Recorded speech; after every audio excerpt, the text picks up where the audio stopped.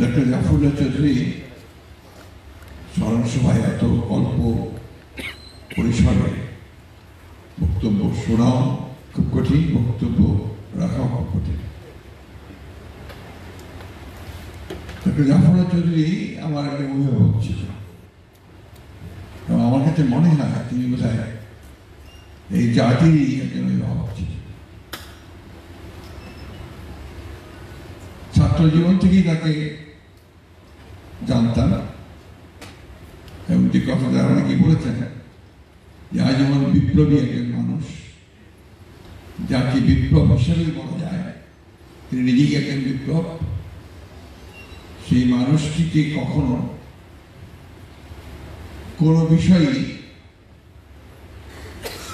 নিরাশ হতে দেখিনি, পরাজিত বোধ করতে দেখিনি। একবার হয়তো থেমে গেছেন, পারেননি, আবার নতুন করে শুরু করছেন। যে কথাটা কিছু আগে বলেছেন একজন বক্তা, যে তরুণদের দিকে তিনি ছুটে গেছেন সবসময় পরিবর্তন জন্য। ডক্টর জাফরুল্লাহ এই পরিবর্তনটা চেয়েছিলেন।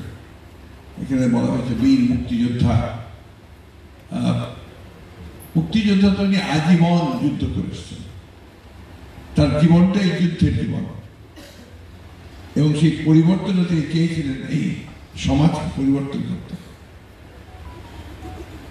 তিনি একটা নতুন পৃথিবী চেয়েছিলেন, নতুন একটা সমাজ, যার স্বপ্ন তিনি সেই ছাত্র জীবন থেকে দেখতেন, সেই সমাজ নির্মাণ করতে চেয়েছিলেন।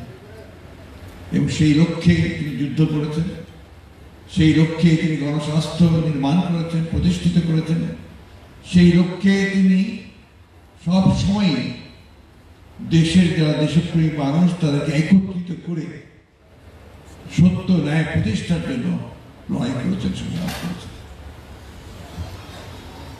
ডক্টর জাফরুল্লাহ দেশের একজন বলেছেন যে কয়েকজন ক্ষণজন্ম মানুষ যাদেরকে এই জাতি সবসময়ই স্মরণ করা দরকার, তাদের জাফরুল্লাহ চৌধুরী। জাফরুল্লাহ চৌধুরী আমাদের মধ্যে আজকে নেই, এটা বিশ্বাস করতে ইচ্ছা করে। মানে এই বলে তিনি তার হুইল চেয়ার করে চলে আসলেন, এই বলে তিনি সামনে চলে আসলেন। বাস্তবতা হচ্ছে যে তিনি আমাদের ছেড়ে চলে গেছেন। আমরা এখন অত্যন্ত দুঃসময়, কঠিন সময় অতিক্রম করছি। রাজনৈতিক অর্থনৈতিক সংকট ভয়াবহভাবে আমাদেরকে আক্রমণ করেছে। এর থেকে বেরিয়ে আসার জন্য আমরা হাত পা ছুটছি। আমরা যারা রাজনীতি করি, রাজনৈতিক কর্মী আছি, তারা বিভিন্নভাবে চেষ্টা করছি। আমরা নিগৃহীত হচ্ছি, নির্বিচারে নির্যাতিত হচ্ছি।